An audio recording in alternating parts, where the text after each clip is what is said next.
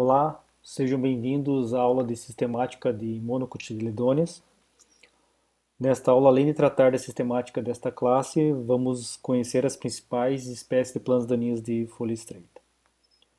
Antes de tudo, é importante que o aluno conheça a literatura a respeito da identificação de plantas daninhas disponível na nossa biblioteca. Então, aqui estão os três principais livros, aonde que este primeiro livro aqui, que é o livro de plantas infestantes e nocivas, ele é dividido em três tomos, são três livros que compõem esta segunda edição. É o principal livro hoje disponível no Brasil para identificação de plantas daninhas. Ele é um livro bastante completo, onde descreve muito bem as espécies. E esses dois livros aqui, o Plantas Daninhas do Brasil e o Manual de Plantas Daninhas Infestantes, eles são livros com boas imagens, mas com descrições mais superficiais. Então, eles são utilizados na identificação por semelhança de imagem. Ainda tem um livro que eu gosto muito, que é o Manual de Identificação de Controle de Plantas Daninhas. É um livro pequeno, ele tem as principais espécies de importância agrícola do Brasil. E eu gosto muito dele, apesar de ele ter uma descrição muito simples da planta em si, mas ele tem boas imagens, a imagem do tamanho de plântula, e principalmente por esta parte aqui, onde ele tem uma série de ingredientes químicos, e principalmente como é que é o comportamento desse ingrediente químico, né, desse herbicida, nesta espécie aqui, em diferentes momentos da aplicação, em pré-emergência, pós-inicial, pós-tardio. Então, é um livro muito interessante porque ele traz essa possibilidade também de verificar a eficiência de diferentes herbicidas. E atualmente estamos caminhando para a identificação online de plantas daninhas, né, mais, com um pouco mais de tempo aí, de vida à identificação por imagens em sites, correndo chave de identificação. Aqui tem um exemplo de um site que sempre está em atualização, que é o Plantas Daninhas Online. Lá, principalmente, por imagens, você vai conseguir ter uma ideia de que espécie, ou pelo menos de que gênero você está procurando. E também tem uma descrição superficial da espécie em si. E tem um guia bastante completo, tem um portal bastante completo que é o Herbário do Jardim Botânico do Rio de Janeiro, onde que você pode pesquisar por família, pesquisar por gênero ou espécie. E o interessante desse herbário online, né, do Jardim Botânico do Rio de Janeiro, é que a maioria das essicatas elas já estão digitalizadas. Então, quando tem esse tipo de resposta, o aluno pode clicar nesta imagem aqui e com uma bastante resolução o aluno pode dar zoom nesta espécie aqui. Então, nesse caso aqui foi pesquisado o gênero Coniza e aqui então está uma cicata que foi coletada em algum lugar do Brasil há um bom tempo atrás, onde o aluno pode olhar com detalhes partes da estrutura da inflorescência, das folhas, da raiz. Então, esse é uma ferramenta muito interessante na identificação. E mais recentemente, existem uns aplicativos de celular. Eu particularmente acho ainda que eles precisam evoluir bastante. Por imagem, obviamente, é a mesma ideia desses mecanismos online, né? Por exemplo, no Jardim Botânico, mas a exemplo deste aplicativo aqui, que ele já usa linguagem de programação mais avançada, onde que o aplicativo ele tenta reconhecer pelo formato da planta daninha. Obviamente que ainda existe necessidade de uma alimentação desses bancos de dados, um uso mais frequente por parte da assistência técnica e dos alunos, para que cada vez mais os desenvolvedores invistam dinheiro e tempo no aprimoramento desses aplicativos. E a questão da sistemática das plantas daninhas, tanto de monocotiledôneas como eudicotiledôneas, ela é muito importante porque a identificação das plantas daninhas é o primeiro passo para o desenvolvimento de um programa de manejo de plantas daninhas. Então, hoje, a, a, você ter um plano a longo prazo, um plano de manejo, né, pensar no manejo daquela área, no manejo da principal planta daninha, ela requer, num momento inicial, a identificação e a localização dessas espécies. Então aqui nós estamos vendo um mapa gerado por um aplicativo chamado Scouting, de uma empresa chamada Charville. Essa empresa ela trabalha em conjunto com a BASF e é uma das plataformas digitais da BASF que permite ao produtor fazer um mapeamento mais completo, com mais clareza a respeito de que plantas daninhas e aonde que essas plantas daninhas elas estão localizadas. Claro que aqui também tem o uso de imagens aéreas, tá? Mas é uma situação onde que se vê uma evolução clara na questão da identificação e da importância da sistemática em si. Bom, o interessante a respeito das famílias botânicas que correspondem às plantas daninhas, tá? Então, um trabalho há anos atrás foi realizado com as 200 principais plantas daninhas e se verificou que 27% delas pertence às monocotiledôneas. Então, aqui nós temos as poáceas, que é uma família, ciperáceas, que é outra. Essas duas famílias botânicas correspondem à classe das monocotiledôneas, liliópsidas, que correspondem a 27% dessas 200 principais espécies de plantas daninhas. E quando colocamos aqui a família das asteráceas, que está dentro da classe das eudicotiledôneas, então somando essas três famílias botânicas, corresponde a 43, ou seja, quase 50% das principais espécies de plantas daninhas do mundo. E ainda surgem outras espécies aqui, com bastante importância, obviamente, mas quando nós juntamos essas 3, 4, 5, 6, 7, 8, 9, 10, 11, 12, corresponde praticamente a 70% das plantas daninhas, das principais plantas daninhas do mundo. E no Brasil, num estudo recente feito pelo Felipe Lúcio e sua equipe, ela trouxe aqui as principais plantas daninhas do Brasil. E o interessante desse trabalho é que não só vê quais que são as espécies, mas também a porcentagem de área de soja que ela acaba ocupando. Então, se for verificar hoje aqui qual que é a principal planta daninha presente nas áreas de soja, nas principais áreas de soja no Brasil, é a coniza, é a buva com praticamente 50% de dispersão nas áreas de cultivo de soja no Brasil. Das principais, né, são 20 regiões edafoclimáticas com cultivo de soja no Brasil. Aí ainda tem a questão da Eleusine índica, que é o capim-pé de galinha, com 41%. Aí vem as comelinas, que são as trapoerabas, vem as cordas de viola, e aí vem aqui uma outra planta daninha de folha estreita, que é o capim amargoso Digitaria insulares.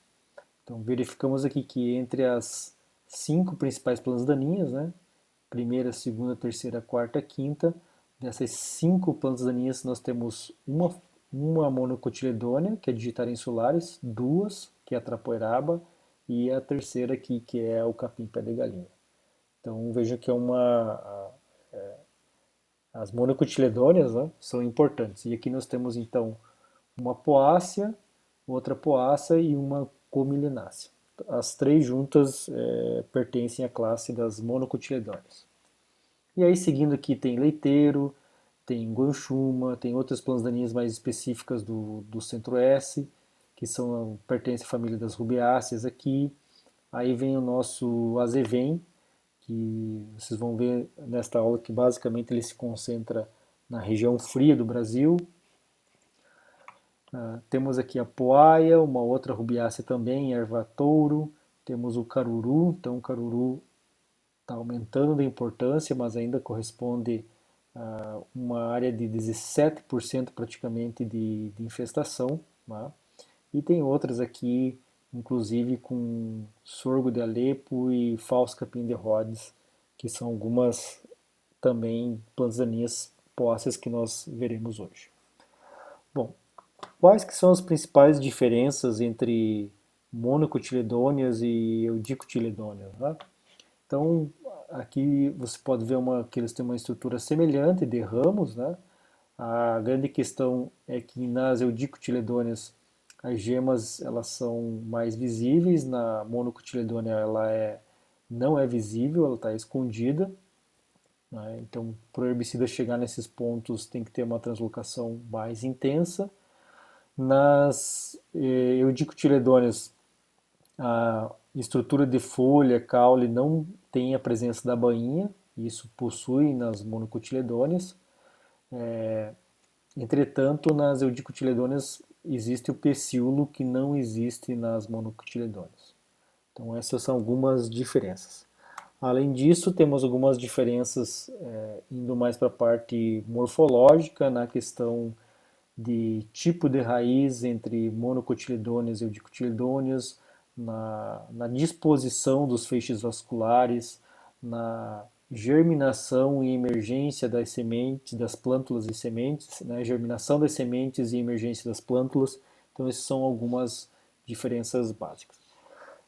Mas aqui a gente trata isso de uma forma mais simplória, até porque vocês têm disciplinas do núcleo básico que tratam especificamente desses itens morfológicos e botânicos. Bom, dentro da classe das monocotiledôneas, hoje nós vamos ver as três principais famílias, né, que são a família das poáceas, onde nós temos uma série de espécies e gêneros aqui, a família das ciperáceas e a família das comelináceas, que corresponde aqui então nas ciperáceas as tiriricas e nas comelináceas as trapoeratas. Então, dentro dessa classe das liliópsidas, né, ou seja, da classe das monocotiledôneas, hoje a gente vai tratar dessas três principais famílias aqui, dando um enfoque principalmente para as poáceas, que aí correspondem a uma grande porcentagem das principais espécies de plantas daninhas do Brasil e do mundo. Bom, com relação a essa família das poáceas, elas têm algumas características desta família, né? Que elas podem ser de propagação por sementes ou propagação vegetativa por rizomas e estolhos. O outro fato que é exclusivo da família das poáceas, né, que são os caules sem ramificação, os caules são cilíndricos, com nós e entre nós. E uma outra característica é que com apenas a exceção de um gênero, né, que é o gênero do capim-arroz, que é a Echinocloa, todas elas têm lígula presente. Então aqui vocês têm a exceção é o capim-arroz, que está nessa imagem aqui. Então são plantas que normalmente têm rizomas, possuem o caule cilíndrico. Então como é que eu diferencio uma poácea de uma ciperácea, por exemplo? Bom, a poácea tem o caule cilíndrico e a ciperácea tem o caule triangular. A poácea ela vai ter uma lígula, né, tem vários tipos de lígula, pilosa, membranosa, pouco presente. A exceção é o capim-arroz, que não possui lígula. Nesta imagem aqui vocês podem ver uma estrutura de uma planta, essa aqui é uma estrutura hipotética, né, tanto com rizoma ou com estolão, mas se tem uma ideia de qual é a estrutura básica de uma planta da família das poáceas. Com certeza isso aqui vocês já discutiram bastante nas disciplinas do núcleo básico, que corresponde à botânica e morfologia de plantas. Tá? Aqui nós temos alguns tipos de lígula, tipos de aurícula e tipos de pré-foliação, que são características importantes para diferenciar espécies de plantas daninhas ou de plantas, né, não só de plantas daninhas, da família das poáceas. Então, nessa imagem aqui, existe uma chave simples desenvolvida pelo pessoal da Embrapa, junto com o professor Mundstock, alguns anos atrás, para diferenciar aí a questão do trigo, cevada, centeio e aveia, principalmente na fase vegetativa, enquanto ainda não se tem as estruturas reprodutivas que facilitam bastante a identificação. Então, a, a identificação, nesse caso, basicamente se dá em função do tipo de aurícula e da presença de lígula ou não, né, ou do tipo de lígula. Então, aqui nós temos 4 espécies. Então, essas duas imagens representam uma espécie, essas duas imagens outra, e assim sucessivamente. A diferença entre as imagens é que uma está com como e a outra sem o como, para poder fazer a identificação da presença de lígula ou do tipo de lígula em si.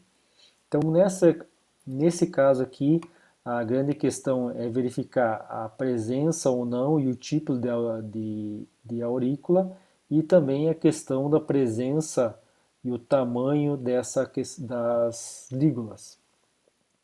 Bom, então olhando aqui nessa chave de descrição, a gente não vai entrar em detalhes, né? Mas fica muito fácil identificar essa espécie em si, porque aqui nós vemos nesse item 1.2 aurículas amplicicaulys largas, longas e glabras, que corresponde à cevada. Outra espécie que fica bastante fácil é esta aqui de identificar, né, que são plantas sem aurículas, tá? E com lígula bem desenvolvida. Então aqui eu tenho a ausência de aurícula e lígula bem desenvolvida. Então que é a questão da aveia.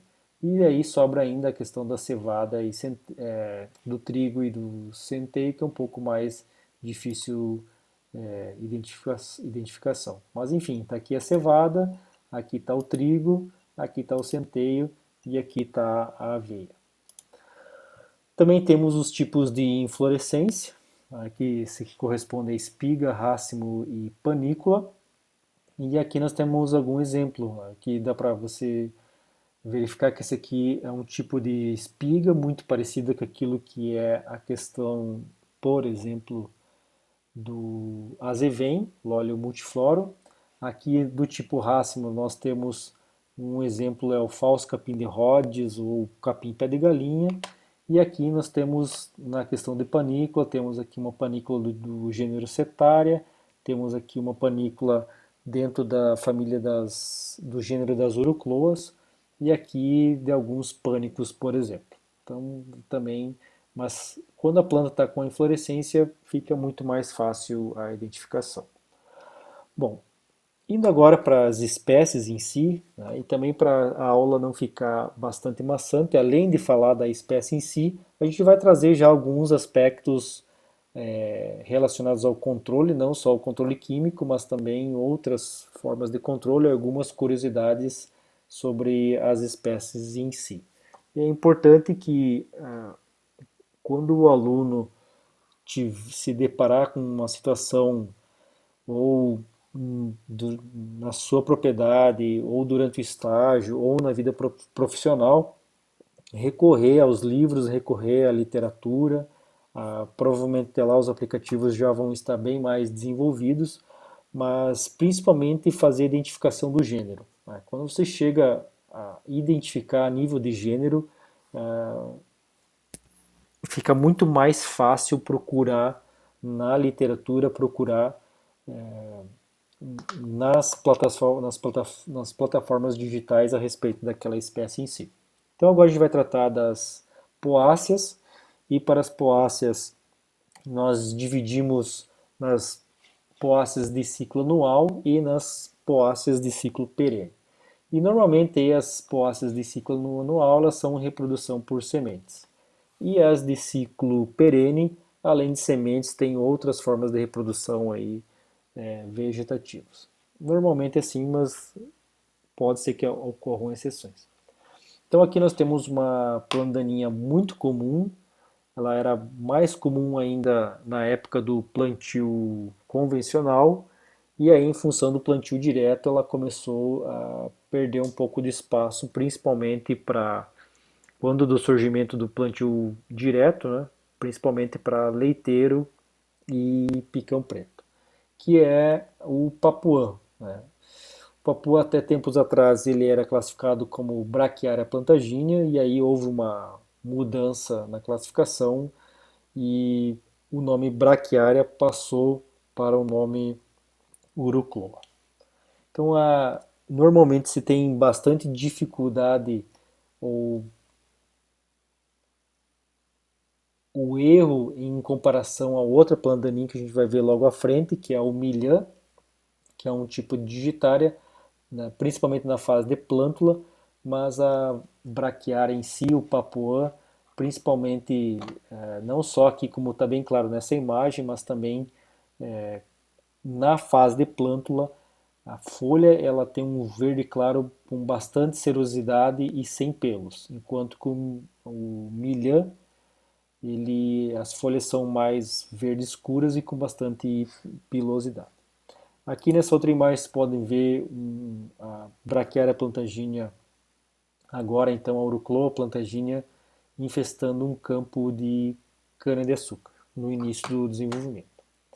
E lembrando que é sempre interessante, para chegar na identificação correta da espécie, o uso de chaves, né? Então aqui a gente tem um exemplo, nós não vamos especificar essa chave, mas é importante saber que tem para a identificação do gênero Urucloa. Ainda a chave aqui ela está como gênero Braquiária, mas atualmente aqui o gênero é Urucloa. Então você segue, conforme vocês aprenderam na disciplina lá do núcleo básico, você vai correndo a chave em função de algumas características e conforme você vai passando para os próximos pontos, você consegue identificar a espécie em si. O interessante das braquiárias em si, tá, ou seja, as plantas do gênero Urucloa, é que atualmente nós temos uma série de espécies que são utilizadas para pastagem. Então, inclusive aqui na outra parte da chave, começa a vir algumas cultivares, né? Então aqui é a Urucloa decumbens, a cultivar Ipea. Aqui é uma outra decumbens, mas é uma outra cultivar, tá? Então assim vai sucessivamente. E como a gente falou, uma das dificuldades em relação ao papuã é diferenciar no início do desenvolvimento com relação ao milhã, e aqui fica bem clara a diferença do milhã para o papuã, onde que no milhã, nessas duas imagens aqui, você vê que a folha ela é mais um verde mais escuro, dependendo do nível de estresse que essa planta já passou, o caule ele é bastante arroxeado, então essa é uma diferença. E claro, quando chega no nível da planta ter inflorescência, então para o milhã aqui fica muito fácil. E o milhã ele tem uma série de espécies dentro do gênero Digitaria, então tem a horizontalis, sanguinaris, ciliaris, nuda, e a diferenciação delas é muito difícil e ocorre somente em função da espigueta. Claro que muitas vezes o agrônomo vai trabalhar no campo com assistência técnica, fica difícil esse nível de detalhamento, mas é importante que o aluno saiba que isso existe e é uma questão importante. Então, basicamente, em função das espiguetas, né, em função de características de pilosidade, se consegue então diferenciar qual que é a espécie de digitária em si, qual que é das espécies de milhã de que se trata. Uma outra espécie que ganhou importância muito grande principalmente a partir de 2008, é a Digitaria insularis, que é o capim amargoso. O capim amargoso ele é uma planta daninha que começou a sua infestação principalmente aí na região sudoeste do Paraná, centro, sudoeste, mas principalmente região mais acima, na verdade, a região noroeste, principalmente em função, como nós vamos ver logo em seguida aí, plantas que vieram resistentes do Paraguai, provavelmente em função aí de trânsito de máquinas. Hoje a dispersão do capim amargoso ela é muito grande, então vocês podem perceber aqui que conforme aumenta, quanto mais forte for a cor, maior é a porcentagem de área infestada. Então aqui são as regiões de EDAFO, cada ECR desse corresponde a uma região EDAFO climática, muito importante na produção de soja, e se percebe que principalmente no Mato Grosso do Sul e no Paraná, que a infestação de capim amargoso, a dispersão é bastante elevada. Então, se verifica que ainda no Rio Grande do Sul são níveis baixos, né, principalmente porque essa planta ela gosta muito do clima quente, então a dispersão dela saiu do Paraguai, veio para essa região aqui e foi muito mais para o norte do que veio para o sul.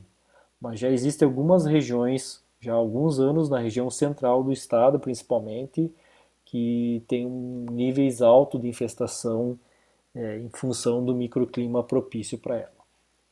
E, e na próxima imagem mostra mais ou menos como é que foi o caminho que essa espécie fez no Brasil, né?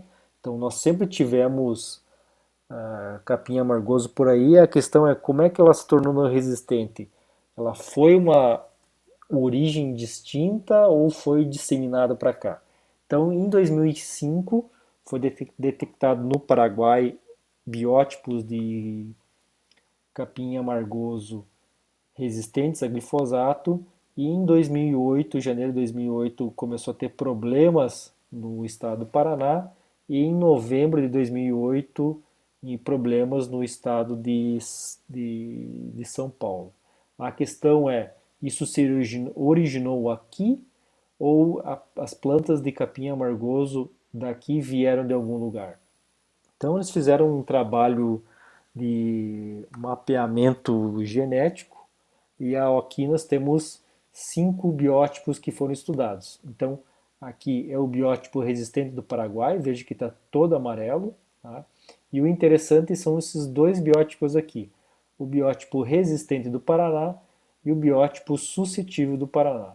E vocês podem perceber que eles são completamente diferentes um do outro. Então, basicamente, essa análise aqui mostra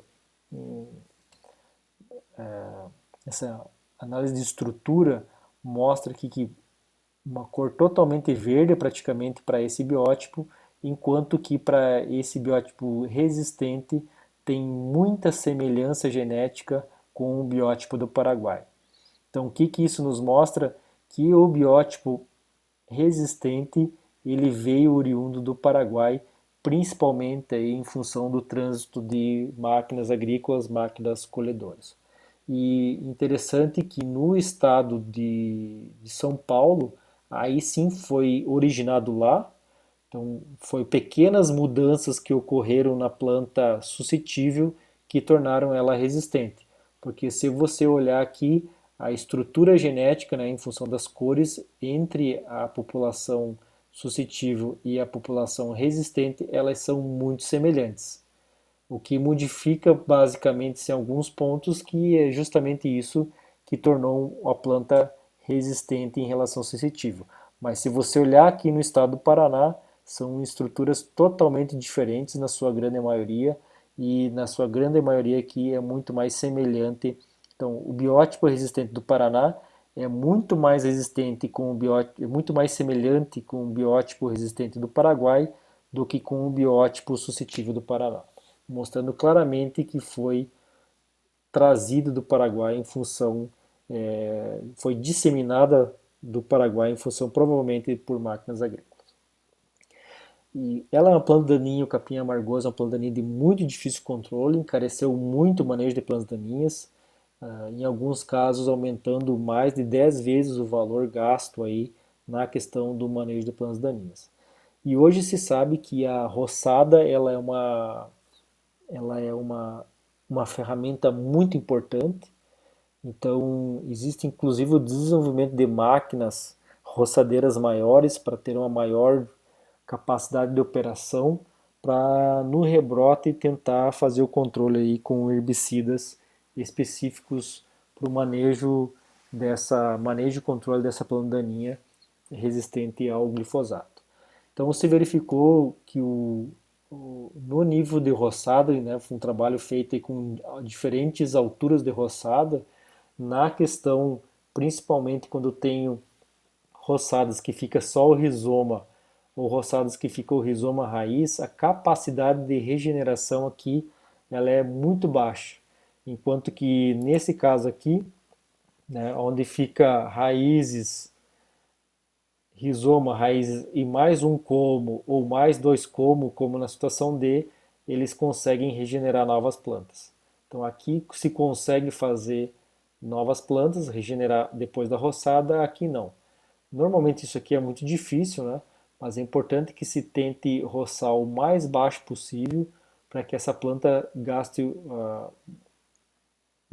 o quanto mais reservas possíveis para tentar regenerar uma nova planta e nisso os herbicidas conseguem ter um efeito maior. E a grande questão, né, dessa resistência em si, um dos mecanismos de resistência está em função da translocação. Então, se vocês olharem aqui, nós temos o biótipo sensível, suscetível e aqui o biótipo resistente. E nesta parte aqui, né, neste local aqui, foi depositado uma certa quantidade de glifosato radiomarcado, radioativo, e 48 horas após a aplicação foi tirada essa imagem. Então aqui foi o colocado no suscetível, aqui no resistente. 48 horas depois verificam uma translocação, o glifosato é um herbicida sistêmico, como vocês vão aprender na próxima disciplina relacionada aí à questão de manejo e controle de plantas daninhas. Então esse aqui, nesse caso, no biótipo suscetível, o herbicida translocou, enquanto que no biótipo resistente não. Então passado 48 horas, passado 72 horas e passado 96 horas. Então basicamente o herbicida fica aprisionado no resistente e no suscetível, inclusive foi para outra folha e também já está nas raízes fazendo atuação de controle dessa planta daninha. Agora a gente vai ver duas outras espécies de menor importância agrícola na nossa região, mas tem outras regiões do Brasil que ela tem importância. Uma que é o capim carrapicho, que é o Cenchrus equinatus. Então, também tem uma dificuldade de controle por os herbicidas utilizados em determinadas regiões. E essa aqui, a outra que é a Setaria viridis, nem tem tanto problema, mas eu gosto de colocar essa espécie aqui só para vocês conhecerem essa inflorescência aqui, que corresponde como se fosse uma seta, né? Por isso que o nome desse gênero ele é o gênero Setaria. Mas a gente tem outras plantas daninhas de maior importância que a gente vai comentar aí agora para frente dentro dessa família das poáceas. Uma delas é o capim-arroz. Então a gente tem uma série de espécies dentro desse gênero da Echinocloa. Então a Colonna, Crusgale e Polystáquia são as principais. Mas a grande questão é que essa planta daninha ela era exclusivamente de áreas de arroz irrigado. Entretanto, em algumas regiões já se apresentam a presença dessa planta daninha e aonde que o glifosato pode ter dificuldade. Uma outra planta daninha bastante importante é a Eleusine indica, que é o capim-pé de galinha. É uma das espécies hoje que está dentro da lista de resistentes ao glifosato no Brasil. Ela tem esse nome em função da sua inflorescência, que tem um formato de um pé de galinha. Aqui tem outras imagens que são mais características, né? Principalmente essa imagem aqui do meio mostra como é que é a planta no momento vegetativo. e aqui fica bem claro no momento reprodutivo. Inclusive, algumas vezes pode ser que o número de hastes aqui ela possa modificar aí de uma região para outra.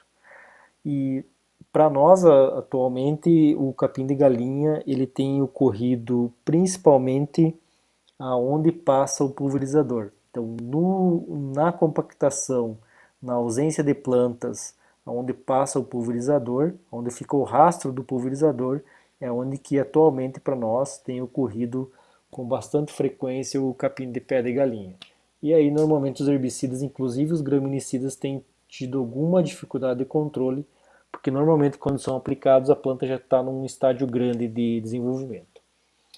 E hoje a dispersão e frequência do capim em pé de galinha ela é bastante grande no Brasil, né? Então aqui vejo que na região sul do estado ela é muito presente, é hoje uma das principais plantas daninhas nessa região aqui. Tá? Tem outras regiões também aqui do centro-oeste que está muito presente o capim pé de galinha. Então essa é uma planta daninha que tem se investido em pesquisa para se entender um pouco melhor como é que é o comportamento dela frente aos diferentes cenários. Ainda dentro das plantas daninhas de poáceas, né, mas daquelas de reprodução por sementes, né, de ciclo anual, a gente vai ver algumas delas agora que ocorrem mais no inverno. Então, uma delas é a cevadilha, que é o Bromus catárticus, uma planta daninha que cada vez está mais aí ocorrendo dificuldade de controle, casos de resistência. Então, é muito importante o aluno ter ideia de como que é essa planta daninha. Ela ocorre principalmente no trigo. E a outra planta daninha de inverno, que é uma das nossas principais plantas daninhas hoje no Rio Grande do Sul, é o azevém, que é o Lolium multiflorum. Então, o Lolium multiflorum, ele é hoje a principal planta daninha de folha estreita do Rio Grande do Sul, juntamente com o capim amargoso, são as duas principais plantas daninhas. E o interessante dessa espécie em si é que ela ocorre basicamente na região fria do Brasil. Então, essa aqui, aqui não existe a planta daninha nessa região, na região centro-oeste. A questão aqui é que isso aqui é um erro dentro da pesquisa, né? Porque ela foi feita com produtores. Então aqui corresponde a 5 a 20%. Então provavelmente aqui próximo de 5%, alguns produtores falaram, né, olharam a foto e disseram, não, sim, nas minhas áreas eu tenho essa espécie aí. Só que na verdade não tem, eles confundiram com outro. Mas isso aqui é muito verdade e principalmente aqui na nossa região, no Planalto, é uma das principais plantas daninhas, principalmente quando eu fico no cultivo de soja sobre soja. Quando não tem rotação com a cultura do milho, basicamente ela é bastante presente. Então essa é a nossa principal planta daninha, uma das primeiras plantas daninhas aí resistente ao glifosato no Brasil. E um segredo para manejar o azevém é fazer rotação de culturas. Por quê? Dá uma olhada no que acontece. Então, no ano anterior, né, aqui está a partir de janeiro, mas lá no ano anterior, normalmente em outubro, por aí, houve o cultivo a semeadura da soja, ela vem desenvolvendo, né? Está aqui e vai ser colhida entre março e abril, correto? Aí o que acontece depois da colheita da soja? Tem essas possibilidades: trigo, aveia, pousil, tá? E aí nós normalmente temos nesse período aqui a emergência do azevém ou dentro do trigo ou no pousil, né? Ou dentro da aveia. Esse azevém ele se desenvolve, mais ou menos aqui entre agosto e setembro ocorre a floração e a maturação do azevém com a dispersão de sementes aí entre setembro e outubro. E aí novamente depois o que eu faço? Cultivo soja de novo. Então isso o que tem acontecido? Inclusive para em alguns casos já existe a Zevem, que em vez de ocorrer a emergência aqui, já ocorre a emergência dentro da cultura da soja. Apesar de ele ser uma planta daninha de inverno, algumas plantas já se adaptam no cultivo de verão, obviamente que numa quantidade muito menor e também com um desenvolvimento muito mais limitado. Tá? Então, basicamente é isso que ocorre, por isso que o azevém cada vez mais ele está sendo um problema, porque ele consegue, dentro de um período onde se tem um baixo investimento, onde se procura muito pouco o controle dele, ou às vezes ainda em pousio, ou ele é a principal cobertura em si, acaba conseguindo ressementar com uma grande facilidade. Mas quando você faz uma rotação de cultura, né, então lá entre março e abril, colheu a soja, tá, e aí você tem aí num determinado período trigo, aveia ou pousio, tá, por um breve espaço de tempo, e aí vem e implementa o milho, o que, que vai acontecer? Normalmente, para implementar o milho, você tem que fazer a dessecação, né, no momento que o azevém ainda não produziu sementes. Então, a gente já tem trabalhos mostrando aí que com 3 anos de rotação de cultura, basicamente o banco de sementes do azevém ele é praticamente zerado. Ele não zera, né, mas reduz muito a sua infestação em função que não ocorre a produção de sementes. E aí, em função da longevidade e dormência, fica por mais 3 anos, e aí a partir do terceiro ano reduz muito. Não zera o banco de sementes, mas traz para níveis de controle muito elevado em função da baixa população que acaba emergindo esse desenvolvimento. Ainda uma outra planta daninha de inverno é a poa annua, que é o pastinho de inverno. Na nossa região tem sido pouco problema, mas é uma planta que cresce, ela tem um crescimento muito baixo e entra em fase reprodutiva muito rápido. E normalmente quando se aplica os herbicidas, então ela já está numa fase avançada, os herbicidas não acabam funcionando. Então na região de Santa Catarina que produz cebola, ela é uma planta daninha muito problemática porque a cebola não consegue fechar direito e a cebola é implementada numa época em que a poa annua se desenvolve muito, muito bem. Tá? E agora a gente sai das poáceas de ciclo anual, vamos para as poáceas de ciclo perene. E essas de ciclo perene, além de reprodução por sementes, ela também pode ter alguma coisa de reprodução vegetativa. E aí começa a trazer algum problema, porque dependendo do preparo da área, dependendo do manejo que se faz nessa área aí, essas partes vegetativas podem aumentar a dispersão da mancha ou acabar levando essas plantas também para outras áreas. Um exemplo aqui é o sorgo de Alepo, né, o capim maçambarã, que é o Sorghum alepense. Nós já falamos dessa planta daninha aí a respeito das possíveis origens de plantas daninhas, né, numa das nossas primeiras aulas, né, se não me falha a memória, na segunda aula, aonde que essa planta ela foi introduzida inicialmente como uma pastagem e se viu que, na verdade, era um baita problema.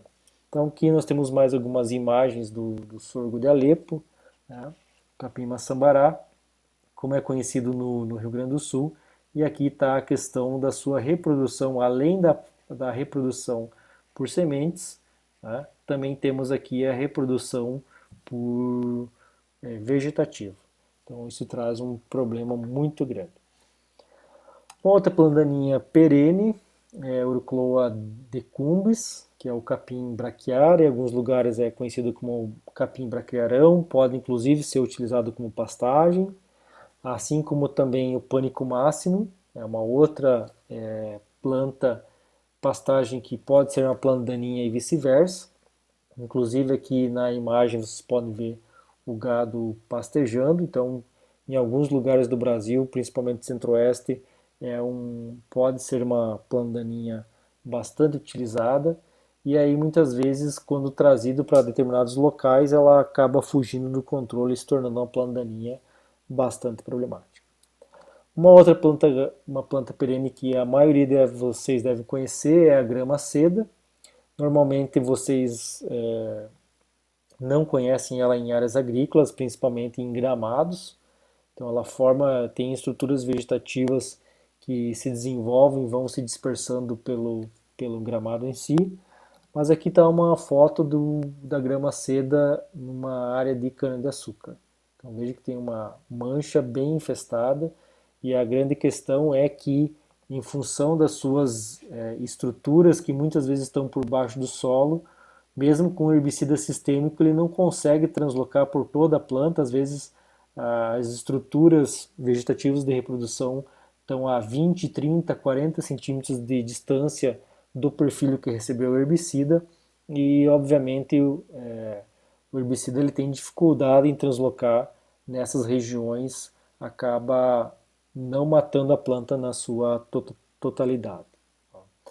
Uma outra planta daninha que tem ganhado espaço é o falso capim de Rhodes na nossa região, que é o Chloris distichophylla. Então é uma planta daninha que está presente em todo o Rio Grande do Sul, principalmente na beira de estrada, por isso que eu fiz questão de trazer essa imagem aqui, que inclusive nem é do Brasil, é dos Estados Unidos, mas ela retrata bem a nossa realidade aqui, em função que é uma planta daninha que está na beira da estrada. E também já aí começam a ter relatos de resistência. Aqui um trabalho que a gente desenvolveu com falso capim de Rhodes. Então, se vocês olharem aqui, metade da bandeja recebeu a aplicação de 6 litros por hectare de produto comercial por hectare e a outra metade não recebeu nada.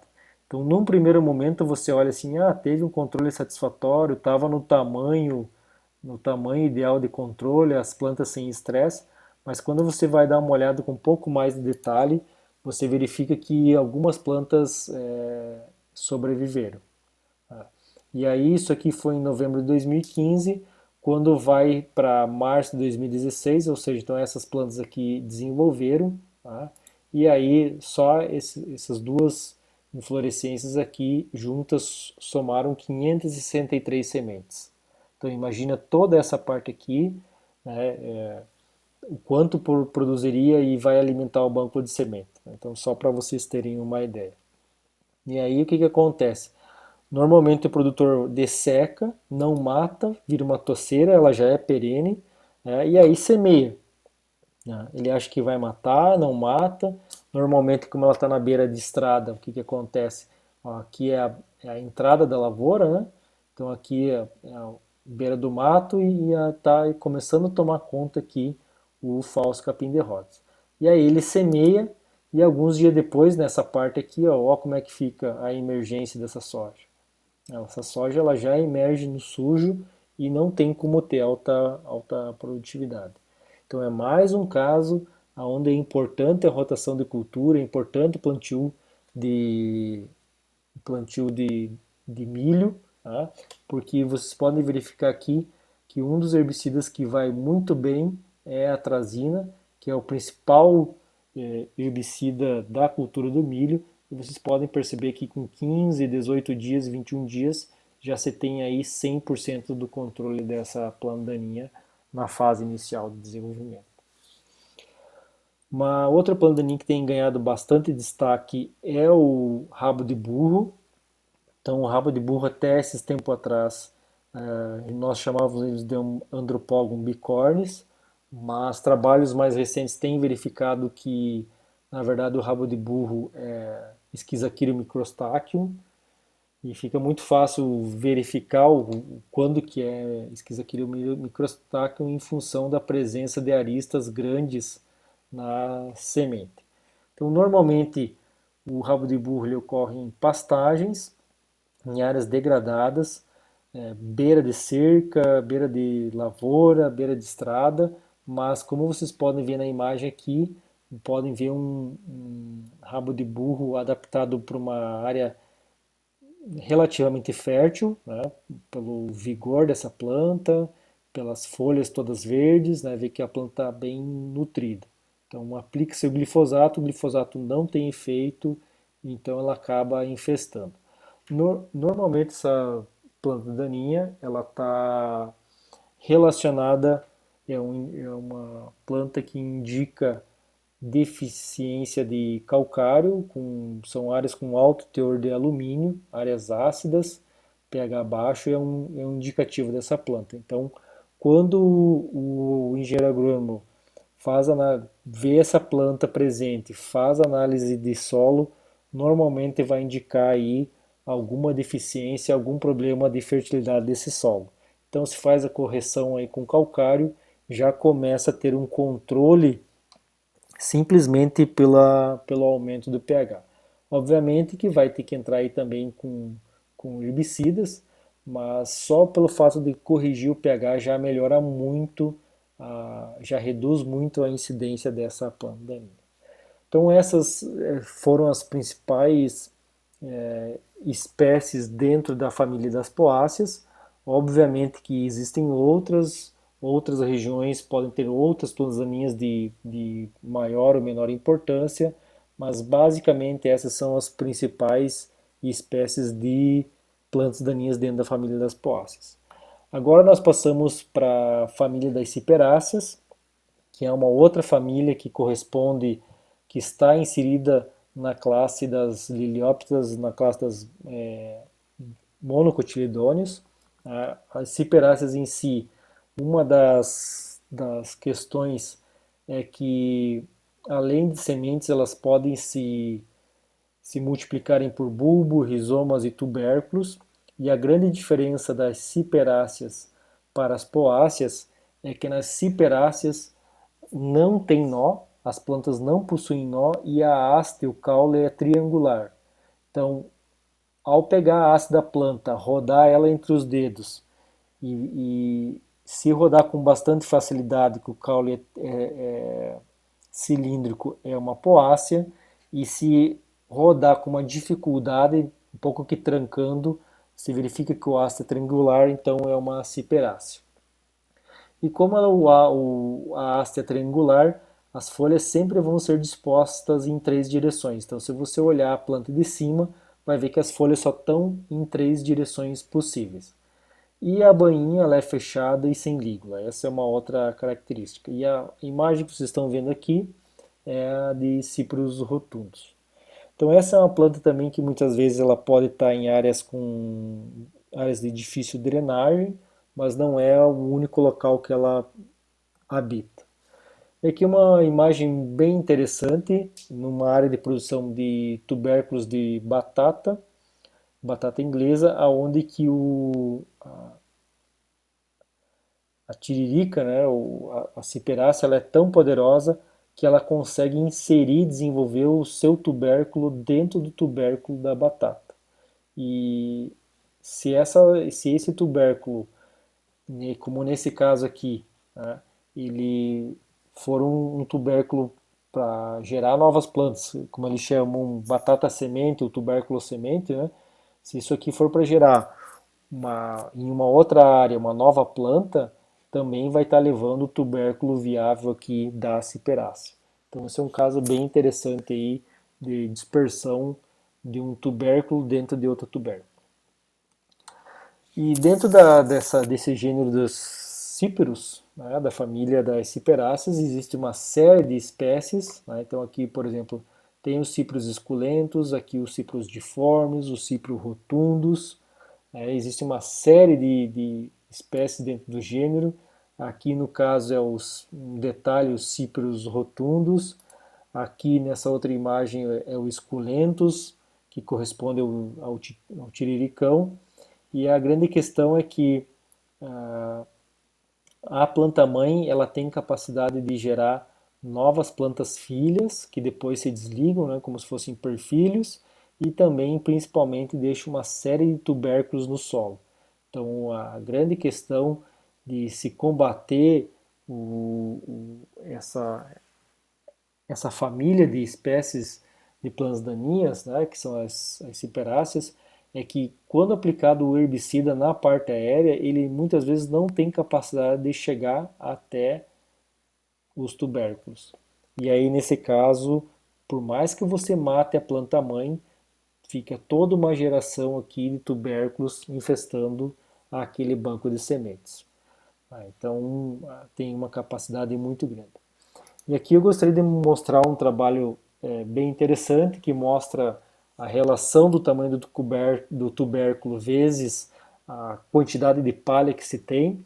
Então aqui nessa coluna nós temos o tamanho do tubérculo, né, que vai gerar uma planta. Então eu tenho tubérculos pequenos e tubérculos grandes, e esses tubérculos eles estão emergindo em diferentes cenários. Um cenário de sem cobertura, um cenário de 5 toneladas, que seria a nossa realidade.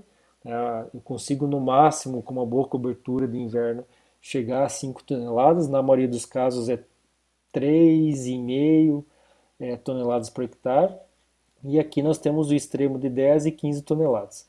Que esse trabalho aqui ele foi feito numa região de cana-de-açúcar, e isso aqui é palha de cana-de-açúcar. Então eu tenho 10 toneladas e eu tenho 15 toneladas por hectare.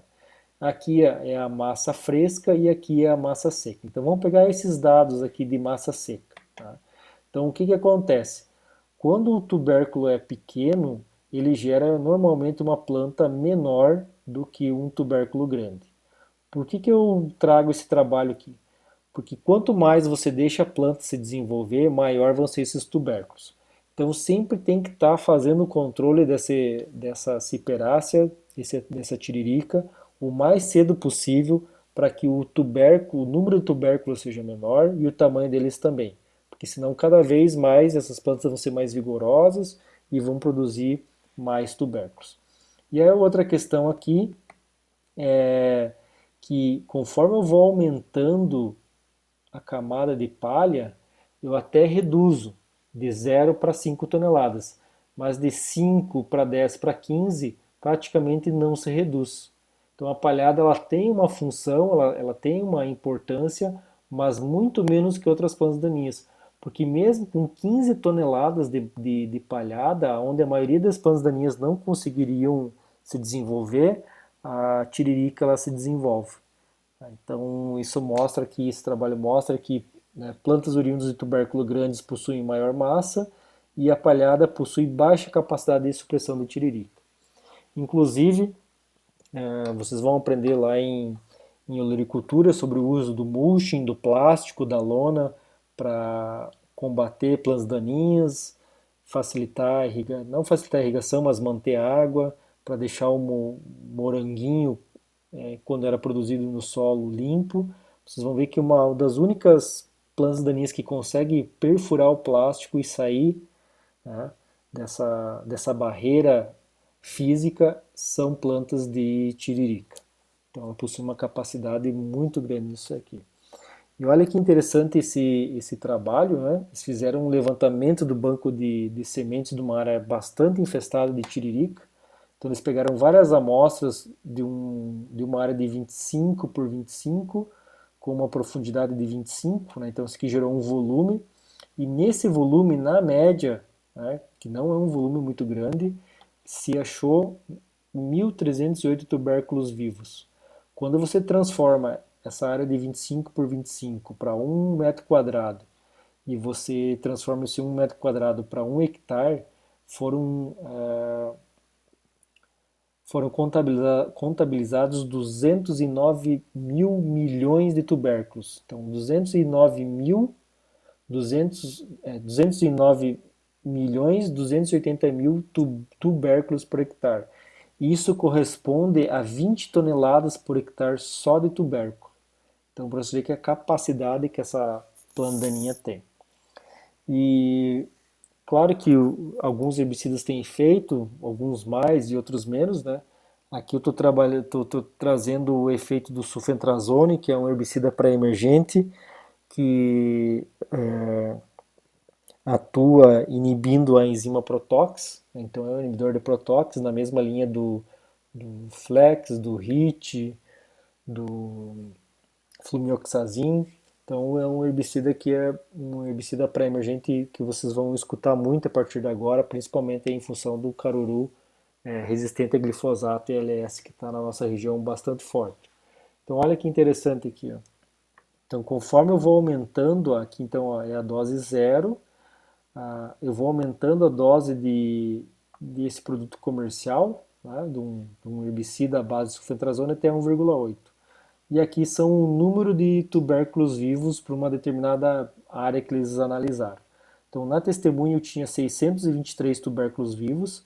Conforme eu fui aumentando a dose do herbicida, eu fui reduzindo o número de tubérculos disponíveis. Então, aqui entre 1,6 e 1,8 litros por hectare do produto comercial, eu tive 80, 82% de controle, porque de 623 eu caí para 123 e 110 tubérculos viáveis. Obviamente que não é só numa safra que você vai ter esse tipo de efeito. Tá? E aí, normalmente, quando o tubérculo acaba emergindo, começa a absorver mais o herbicida lá pelas raízes, e é esse tipo de sintoma aqui que acaba a planta de tiririca acaba possuindo. Então, as tiriricas em si, as ciperáceas, elas são bastante problemáticas em gramados. O controle dela é muito difícil porque o herbicida pós-emergente não consegue translocar até o solo, até os seus tubérculos em si. Por mais que você tenha um efeito na planta já desenvolvida, o controle a morte dos tubérculos não acaba acontecendo. E nós passamos para a nossa última família que nós veremos nessa aula, que são as trapoerabas, né, família das comilináceas, onde que basicamente a gente tem só o gênero da comelina. Então, o que, que acaba descrevendo essa família, né? São a propagação ela pode ocorrer tanto por sementes como por estolões, e aí começa a ter um problema também de controle pós-emergência, por mais que o herbicida seja sistêmico e tenha uma alta translocação, muitas vezes ele não consegue chegar em áreas que possam gerar novas plantas, né? Então aqui são algumas das estruturas vegetativas que podem gerar novas plantas. O caule, assim como as poáceas também, ele é cilíndrico e nodoso, né? E a bainha ela abraça todo o caule, então essa é uma característica dela. E normalmente ela é tolerante ao glifosato. Então o que que ela é tolerante? O glifosato nunca controlou ela direito. Então quando lançou o glifosato há muitos anos atrás e passou em Trapoeraba, lá naquela época já não tinha efeito. Então não é uma questão de resistência, é uma questão de tolerância, ou seja, o glifosato nunca foi eficiente. E talvez alguns de vocês estejam se perguntando, mas como assim folha estreita, né? Como assim? Então, a trapoeraba, ela não é uma poácea, mas é uma planta de folha estreita sim, ela pertence à questão tá dentro da classe das monocotiledôneas. Tá? Obviamente que os herbicidas têm um comportamento totalmente diferente, então os herbicidas inibidores de ACCase, que são os graminicidas, que é o principal mecanismo de controle de poáceas, ela não tem efeito nesse tipo de planta daninha. Pensando na questão de herbicidas, o comportamento dos herbicidas é muito mais parecido com as de folha larga do que com folha estreita. Mas sim, a trapoeraba está dentro desse grupo dessa família das comelináceas, certo? Bom, aqui está bem claro, né, que sobre as estruturas reprodutivas, né? Então aqui na imagem do meio nós temos uma plântula em desenvolvimento, aqui nós temos estruturas vegetativas que podem gerar novas plantas, e aí aqui está a dificuldade do herbicida chegar em função dessas estruturas, e também eu posso ter a reprodução por sementes. Então vejam que é uma planta bastante adaptada. Em algumas regiões aqui do Rio Grande do Sul, principalmente em Nonoai, indo mais ao norte, existem áreas que têm uma alta infestação de trapoeraba. Ah, Só não é pior porque normalmente as espécies que nós temos aqui elas são de hábito decumbente, ou seja, elas são prostradas, elas ficam ao nível do solo, o nível de interferência é muito baixo. Então, se vocês voltarem à nossa aula anterior, que é a questão de interferência de plantas daninhas, vocês vão ver que tem um dado lá onde se tem uma alta infestação de trapoeraba e mesmo assim com basicamente 50 e poucas plantas por metro quadrado, a redução de produtividade fica abaixo de 10%. Claro que isso vai depender de uma série de cenários, uma série de situações, né? Mas é uma planta daninha que ela está bastante presente, mas tem incomodado pouco em função da baixa redução de produtividade. Mas, obviamente, numa área produtiva, é importante que o manejo seja feito, porque apesar de reduzir pouca porcentagem, numa área altamente produtiva, qualquer porcentagem já é um valor elevado em número de sacas por hectare que a plantaninha acaba reduzindo. Aqui nós temos algumas espécies, né? Então a Comelina bengalensis, a Comelina difusa. Vocês percebem que muda a questão de tonalidade de flores, muda a largura das folhas, a forma das folhas acaba mudando um pouco de uma para outra, né? Aqui nós temos uma outra espécie trapoeraba, que é a Comelina virginica. Então essa aqui é uma outra classe que nós vimos, né, que é a questão das comelinas, uma outra classe, não, uma outra família, né, que engloba essas três principais famílias, né? Então, a família das comelináceas, ciperáceas e poáceas. O que difere uma da outra ficou bem claro, a importância de cada uma, de certa forma, ficou bem claro. Obviamente, as poáceas sendo a principal família dentro dessa classe, em número de espécies, em dificuldade de controle, depois vindo as ciperáceas e, por fim, as comelináceas. Bom, é muito importante, então, que o aluno ele tenha uma ideia sobre essas principais famílias dentro dessa classe e, principalmente, dos principais gêneros, porque uma vez que o aluno conseguir identificar a nível de gênero, que é uma digitária, que é uma equinocloa, né, ou ainda depois, na nossa próxima aula, que é a sistemática de Eudicotiledôneos, né, entender que é uma coniza, não preciso diferenciar, de certa forma, todos os tipos de buva, se é coniza canadense, se é bonariense, se é sumatrense. E chegando ao nível de gênero, que é uma coniza, que é uma digetária, que é uma equinocloa, já é meio caminho andado. Por mais que eu possa ver diferenças da eficiência de um herbicida entre digitária nuda e digitária qualquer uma outra, né? Por mais que eu possa ver, isso raramente acontece. Então, a nível de campo, você chegando numa identificação em si do gênero, já é meio caminho andado. Muito bem, essa aula era isso. Dúvidas podem ser tiradas durante as aulas presenciais e também via as plataformas de ensino online.